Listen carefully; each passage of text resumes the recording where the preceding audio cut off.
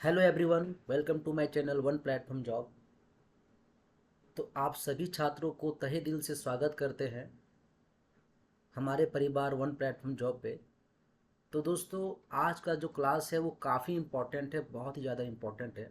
क्योंकि अगर आप तैयारी कर रहे हैं झारखंड सचिवालय की, झारखंड सीजीएल का, तो झारखंड सीजीएल में सबसे पहले आपको पता होना चाहिए कि किस तरीके का लेवल आपसे पूछा जाता है झारखंड सीजीएल का पेपर 3 में। और आज का जो क्लास है दोस्तों, पेपर 3 का जो क्लास है उसमें हम लोग लेकर आए हैं सामान्य अध्ययन। क्योंकि जनरल जीएस जो है काफ़ी लोग नहीं पढ़ रहे हैं, झारखंड जीके में इतना उलझ गए हैं कि वो सामान्य अध्ययन को पढ़ ही नहीं रहे हैं। तो दोस्तों, आज का जो क्लास है आप देखिए कि किस लेवल से पूछा जाता है सामान्य अध्ययन से। ठीक है, 30 प्रश्न पूछे जाएंगे आपका झारखंड सीजीएल में सामान्य अध्ययन से। तो दोस्तों, क्लास को शुरुआत करते हैं।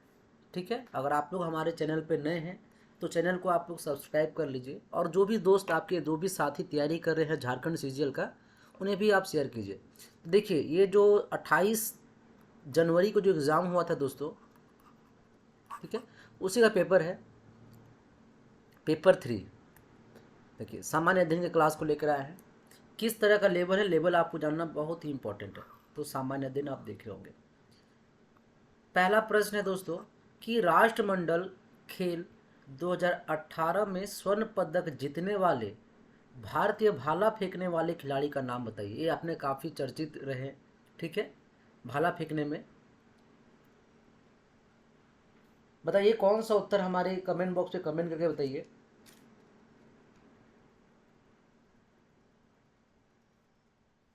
तो ये रहा दोस्तों option number C, Neeraj Chopra. आपने इनका नाम सुना होगा काफ़ी। नीरज चोपड़ा हो जाएगा इसका करेक्ट आंसर। जकार्ता में कहाँ हुआ था? जकार्ता। ठीक है, थोड़ा मैं इसको पॉइंटर को छोटा कर देता हूँ। ठीक है,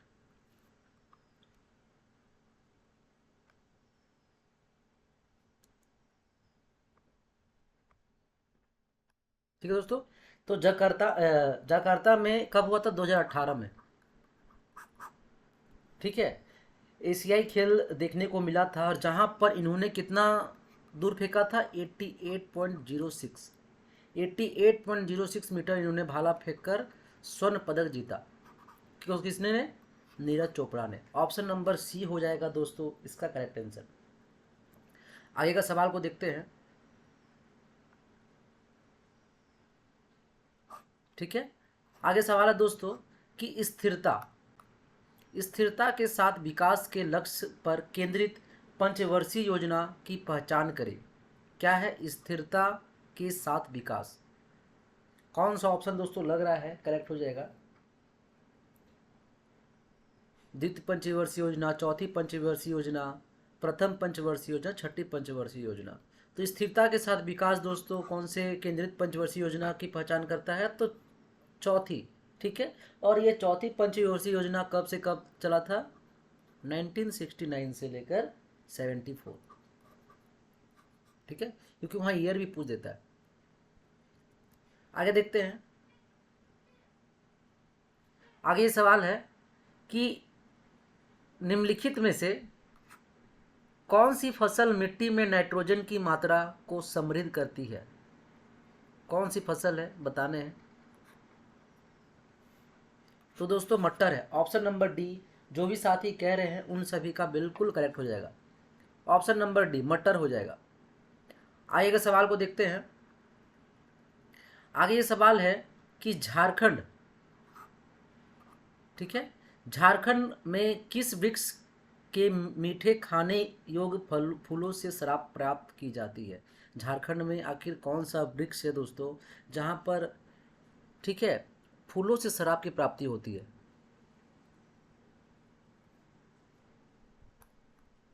बताइए कौन सा हो जाएगा। हमारे कमेंट बॉक्स पे कमेंट कीजिए।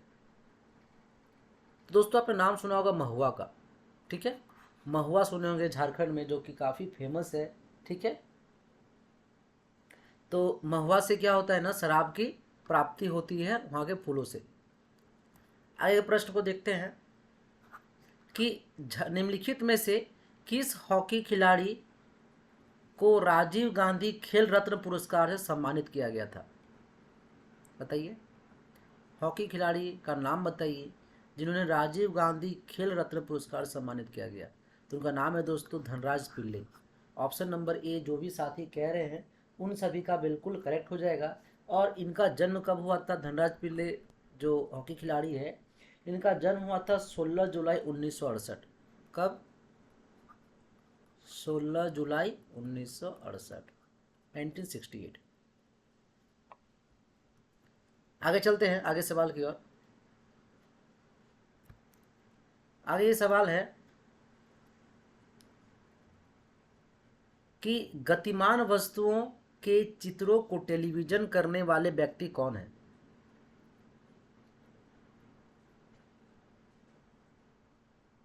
बताइए।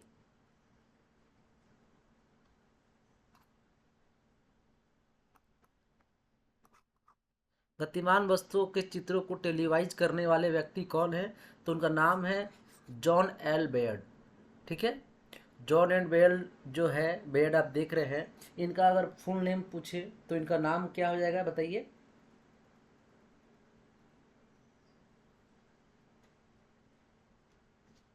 ठीक है, और इनका जो है ना, जॉन एल बेयर्ड का जॉन लॉगी बेयर्ड भी कहते हैं। क्या नाम है इनका? जॉन लॉगी बेयर्ड, जिन्होंने टेलीविज़न का आविष्कार किया था।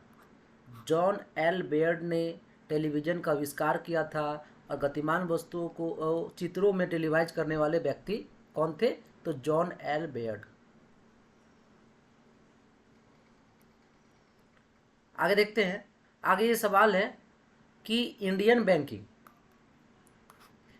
Banking in retrospect 75 years of independence शीर्षक नामक पुस्तक लेखक लेखक कौन है? क्या है? इन रेट्रोस्पेक्ट 75 ईयर्स ऑफ इंडियंस एक पुस्तक है, इसके लेखक कौन है आपको ये बताना है।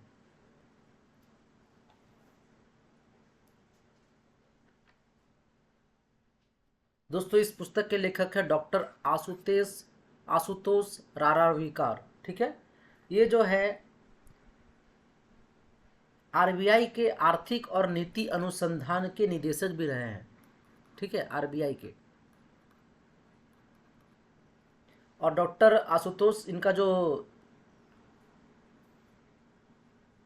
निदेशक रहे हैं, ठीक है, कब से? 2015 से लेकर 2018 तक वित्त मंत्रालय के निदेशक भी थे। 2015 से 2018 तक वित्त मंत्रालय के निदेशक भी थे डॉक्टर आशुतोष राराविकर। ठीक है, वित्त मंत्रालय के निदेशक। आगे देखते हैं साथियों।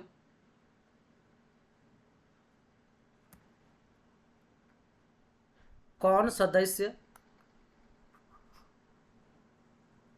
हुए बिना संसद के कामकाज में भाग ले सकता है?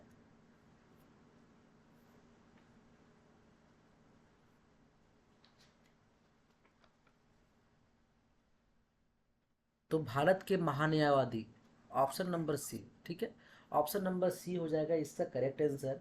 और दोस्तों भारत के महान्यायवादी जो है भारत सरकार का मुख्य कानूनी सलाहकार है। ठीक है, कौन है? और वह राष्ट्रपति द्वारा आर्टिकल 76 के तहत नियुक्त किया गया है, राष्ट्रपति के द्वारा। ठीक है, कब? 76, आर्टिकल 76, आर्टिकल 76(1) के तहत नियुक्त किया गया है महान्यायवादी को। ठीक है, और इसका क्या है ना कि दोनों संसद की तरफ से रह सकते हैं, लेकिन वहाँ पर वो बूथ नहीं, आपका वहाँ पर वोटिंग नहीं कर सकते हैं। तो ऑप्शन नंबर सी हो जाएगा दोस्तों इसका करेक्ट आंसर। आगे ये सवाल है, स्वतंत्रता के बाद भारत के अंतिम गवर्नर जनरल कौन थे?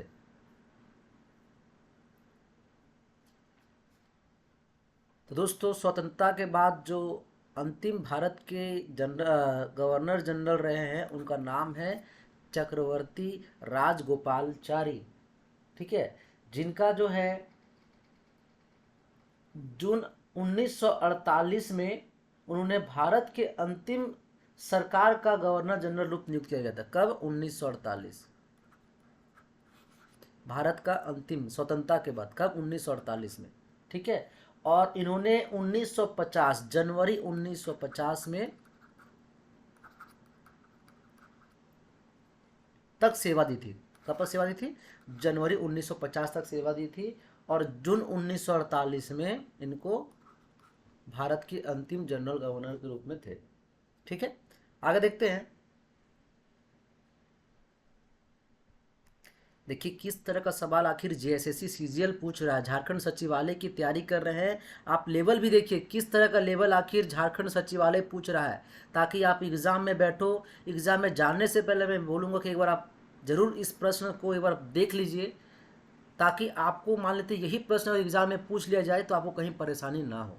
ठीक है, आगे ये सवाल है दोस्तों, महादेव गोविंद रानाडे डैश के सदस्य थे, बताइए। ये कौन थे पता है आपको? महात्मा गांधी के जो गुरु थे। ठीक है, उनका नाम था गोपाल कृष्ण गोखले। उनके जो गुरु थे वही थे महादेव गोविंद रानाडे। ठीक है, तो ये कौन से सदस्य थे?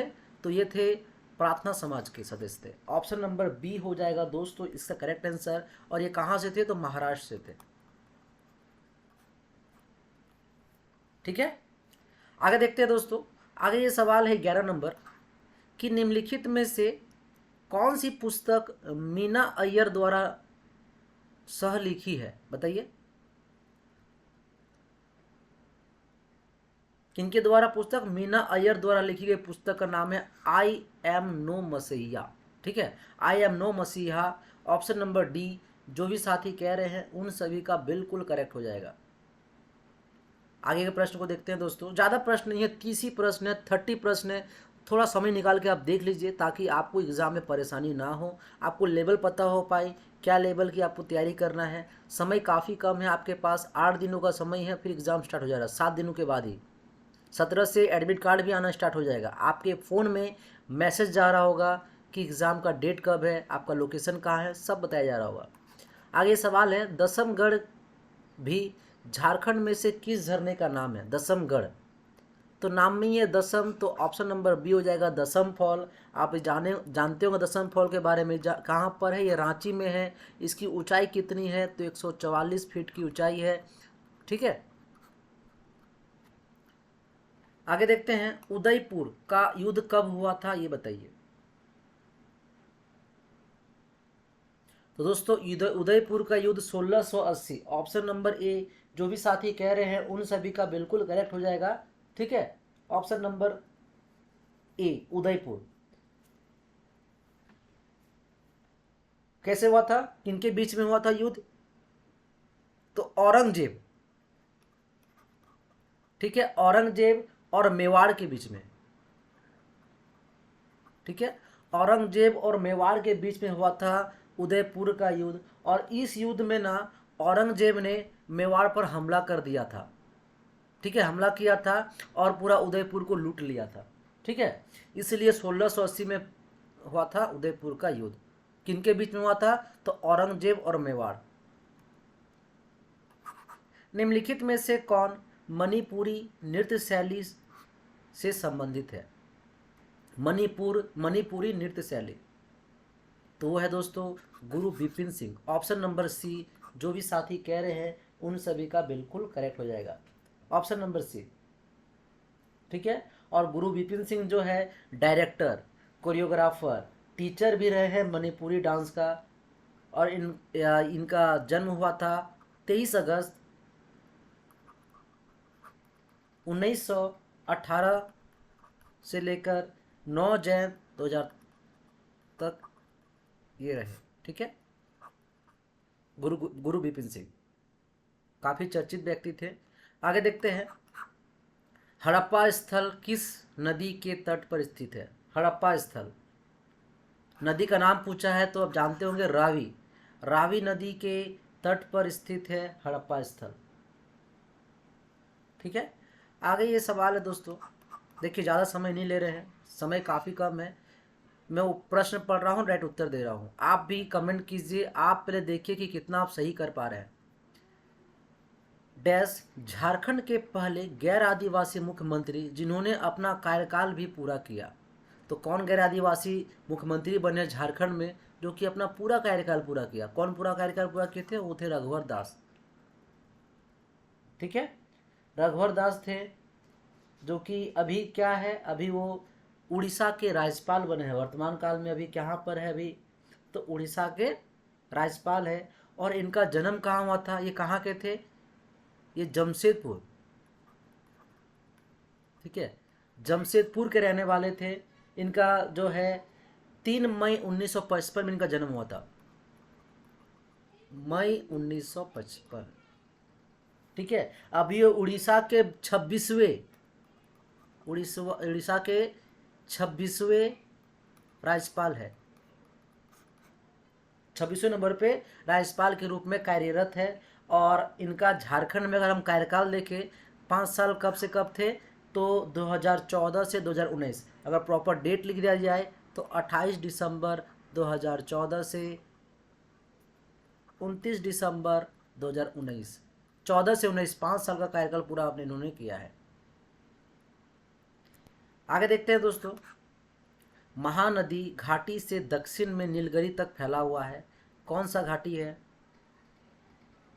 तो दोस्तों वो है आपका पूर्वी घाटी, ऑप्शन नंबर सी, पूर्वी घाटी हो जाएगा इसका करेक्ट आंसर।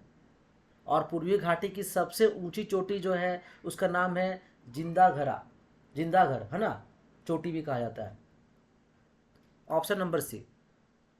आगे देखते हैं दोस्तों, आगे के सवाल को देखते हैं।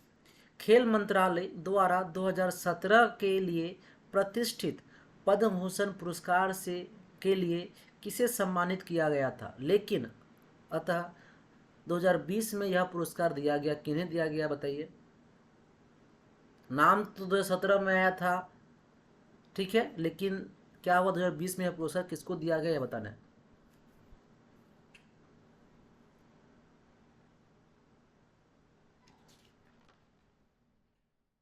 दोस्तों वो है पीवी सिंधु।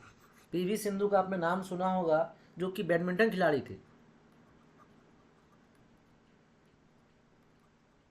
ठीक है। और इनको जो है पद्म भूषण आप देख रहे होंगे कब दिया गया, 2020 में।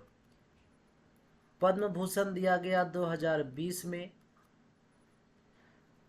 पद्मश्री से सम्मानित किया गया 2015 से। देखिए कभी भी पूछ सकता है ये सब, आपको इंपॉर्टेंट पता होना चाहिए। राजीव गांधी खेल रत्न अवार्ड, ठीक है, राजीव गांधी खेल रत्न अवार्ड इनको मिला 2016 में। और अर्जुन पुरस्कार से सम्मानित किया गया इनको, अर्जुन पुरस्कार से 2013 में।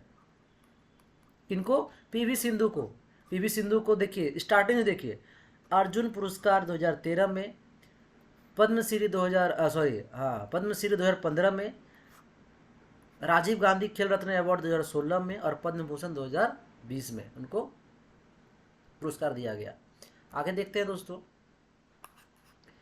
एथलेटिक्स फेडरेशन बोले तो एएफआई ने अगस्त 2022 में भारतीय महिला एथलीटों का समर्थन करने के लिए डैश के साथ सहयोग की घोषणा की। कौन सा बैंक था, किसके साथ बताने आपको, AB bank India, ANZ India, Citibank India, HSBC India. तो HSBC India, option number A हो जाएगा इसका करेक्ट आंसर। आखिर एचएसबीसी का अगर आपसे पूर्ण रूप पूछ दिया जाए तो इसका होता है द हांगकांग, हांगकांग। एस से दोस्तों हो गया आपका संघाई, हांगकांग संघाई। बी से बैंकिंग, सी से corporation, Hong Kong Shanghai, the Hong Kong Shanghai banking corporation, ठीक है, ऑप्शन नंबर ए हो जाएगा इसका करेक्ट आंसर। आगे देखते हैं दोस्तों कि केंद्र कृषि महिला संस्थान कहाँ स्थित है, बताने हैं। तो दोस्तों ये कहाँ स्थित है, ये स्थित है भुवनेश्वर में, ऑप्शन नंबर सी, केंद्र कृषि महिला संस्थान, ठीक है, कहाँ है, भुवनेश्वर में। आगे देखते हैं दोस्तों, FIH हॉकी स्टार्स अवार्ड्स 2020 से 21 में महिला कोच ऑफ द ईयर का पुरस्कार किसने जीता, कब, 2020 से 21 में महिला कोच का पुरस्कार।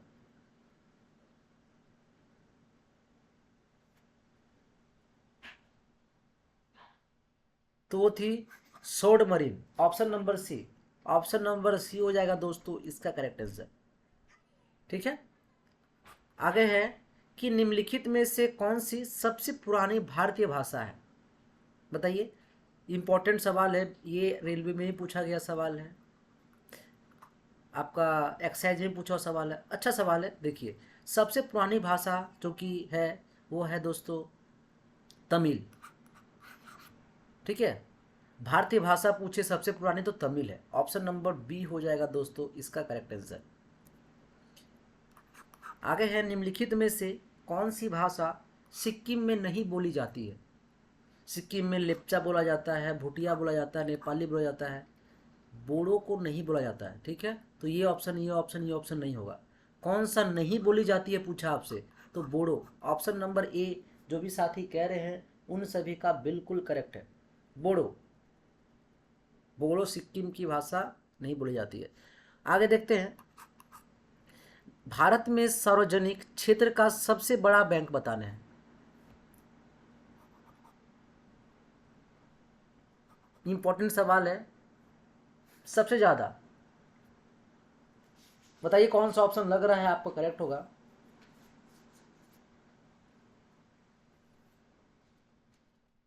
तो सभी पता होगा वो क्या है, SBI, state bank of India, जो कि सार्वजनिक बैंक है, सबसे बड़ा बैंक बोला जाए भारत में। ठीक है, और इसका मुख्यालय अगर आपसे पूछे तो वो है मुंबई।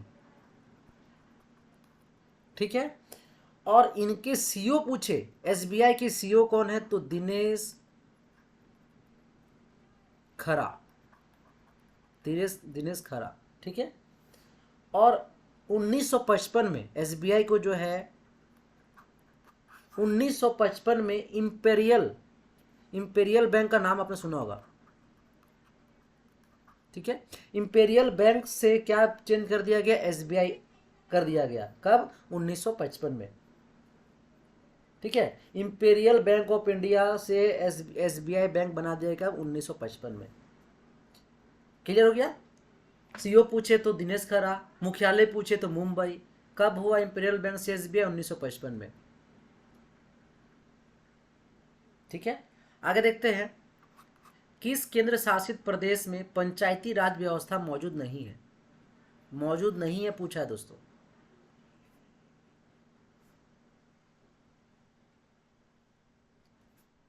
तो दोस्तों वो है आपका दिल्ली।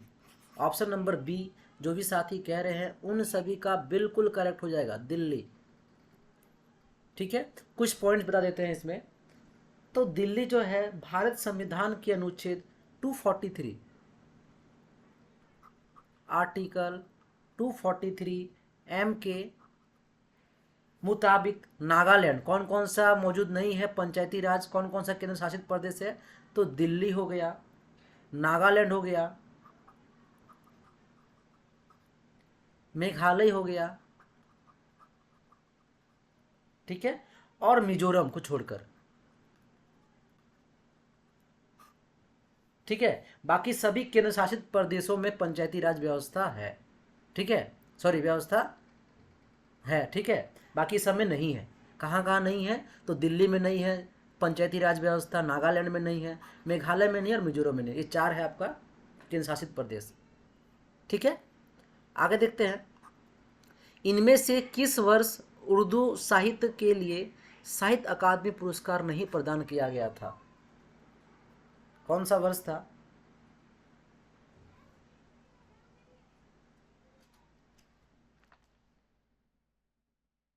दोस्तों वो हो जाएगा 1972, ऑप्शन नंबर सी। 1972 को जो है उर्दू साहित्य अकादमी पुरस्कार नहीं प्रदान किया गया। और भी ईयर है, कौन कौन सा ईयर आप भी जान लीजिए। 1966, ठीक है, 1968, 68, 1972 जो आप देख रहे हैं अभी। ठीक है, 1973 को भी नहीं मिला था, 1977 और 1981। ठीक है, ये सब में पुरस्कार जो है उर्दू साहित्य के लिए साहित्य अकादमी पुरस्कार नहीं प्रदान किया गया। कौन कौन सा ईयर है, 66, 68, 72, 73, ठीक है, 77, 81, 3, 3, 6। ठीक है, आगे देखते हैं, इनमें से कौन सा एक प्रमुख लकड़ी का उत्पाद है जो झारखंड में रांची की अर्थव्यवस्था में जोड़ने के साथ संपन्न है? तो वह दोस्तों गम्हार। गम्हार का नाम सुना हो आपने। ठीक है, ऑप्शन नंबर बी हो जाएगा इसका करेक्ट आंसर। आगे देखते हैं साथियों जी। आगे सवाल है कजली। कजली तीज का पर्व निम्नलिखित में से किस राज्य में मनाया जाता है? कर्नाटक, मेघालय, केरल, राजस्थान, कहाँ मनाया जाता है कजली? कर्नाटक होगा नहीं, मेघालय होगा नहीं, केरल होगा नहीं, हो जाएगा Rajasthan. Option number D. Option number D जो भी साथी कह रहे हैं उन सभी का बिल्कुल करेक्ट हो जाएगा। ठीक है। और आप जो देख रहे हैं कजली, ये राजस्थान के बूंदी, राजस्थान के बूंदी जिले से प्रसिद्ध है। कहाँ से? राजस्थान के बूंदी जिले से प्रसिद्ध है आपका ये कजली तीज। और ये कब होता है? अगर हम कैलेंडर, अंग्रेजी कैलेंडर में देखें तो जुलाई और अगस्त महीने में, अंग्रेजी कैलेंडर में जुलाई और अगस्त के महीने में यह आपका तीज पर्व मनाया जाता है। और इसको 3 और नाम से लोग जानते हैं। ठीक है। क्या है? कजली को लोग कहते हैं बूढ़ी तीज। अगर बूढ़ी तीज आपसे पूछ दिया जाए कि बूढ़ी तीज का पर्व कौन से राज्य में, तब तो कन्फ्यूज हो जाते हैं। तो कन्फ्यूज नहीं होना है। कजली को बूढ़ी तीज भी कहते हैं, सतुरी, सतुरी तीज भी कहते हैं, और कजरी, कजरी तीज भी कहते हैं। ठीक है। और कहाँ से है? बूंदी जिले, बूंदी जिले के राजस्थान। आगे देखते हैं। मज़ा आ रहा है कि नहीं? आपको मैं पूरा डिफाइन करके समझा रहा हूँ प्रश्न को पूरे अच्छे से, ताकि आपको अगर इससे और भी सवाल बने तो आप आराम से दे पाओ आंसर। वर्ष 2022 राष्ट्रमंडल खेलों के उद्घाटन समारोह में भारतीय दल का नेतृत्व किसने किया? बताइए। तो वो किसने किया दोस्तों? पी.वी. सिंधु और मनप्रीत सिंह ने। Option number D. Option number D जो भी साथी कह रहे हैं उन सभी का बिल्कुल करेक्ट हो जाएगा। और दोस्तों ये आज का आखिरी सवाल है, 30वां नंबर। आप देख रहे होंगे स्क्रीन पे कि एसएमएस, आप फ़ोन में जो एसएमएस करते हैं ना, उसी एसएमएस के बारे में बोला जा रहा है। एसएमएस के जनक के रूप में किसे जाना जाता है? बताइए कौन सा ऑप्शन हो जाएगा? बहुत ही मज़ेदार प्रश्न है। कौन सा ऑप्शन दोस्तों लग रहा है हमें कमेंट कीजिए। दोस्तों हो जाएगा मेटी, मेटी मैकोनेन। मेटी मैकोनेन जो कि कहाँ के हैं? ये फिनलैंड के रहने वाले हैं। ठीक है। ये फिनलैंड के हैं। और मैकॉन ने क्या है ना, मैकॉन, मेटी मैकॉन ने 1984 में, कब? 1984 में कॉपहेगन में आयोजित एक दूरसंचार सम्मेलन हो रहा था। ठीक है। उसी जगह पे क्या हुआ, वो पिज़्ज़ा खा रहे थे, और पिज़्ज़ा खाते खाते जो है ना वो एसएमएस का मूल विचार पेश किए वहाँ पर। ठीक है। कहाँ पर? तो आपका कॉबेन हैगन। ठीक है, कोपेनहेगन। ठीक है, यहाँ पर। ठीक है, एक आयोजित हुआ था वहाँ पर दूरसंचार, तो वहीं पर उन्होंने पिज़्ज़ा खाते हुए सोचा, विचार विमर्श किया, और वहाँ पर इसी चीज़ को रखा वहाँ पर एसएमएस के बारे में। ठीक है। तो किसने? मेटी मैकोनेन ने। ऑप्शन नंबर सी हो जाएगा इसका करेक्ट आंसर। ठीक है दोस्तों, आज के लिए इतना ही। फिर मिलते हैं हम लोग अगले वीडियो में।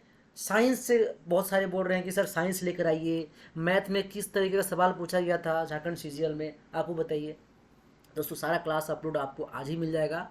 आप लोग हमारे चैनल पे नए हैं तो मैं चाहूँगा, आपसे गुजारिश करूँगा कि आप हमारे चैनल को सब्सक्राइब कर लीजिए, ताकि झारखंड सीजीएल की जो परीक्षा है उसमें किस तरह का प्रश्न आया है, सब दोस्तों आपको इस 7 दिन में आपको कंप्लीट कर दिया जाएगा। ठीक है दोस्तों, आज के लिए इतना ही। फिर मिलते हैं अगले वीडियो में। धन्यवाद।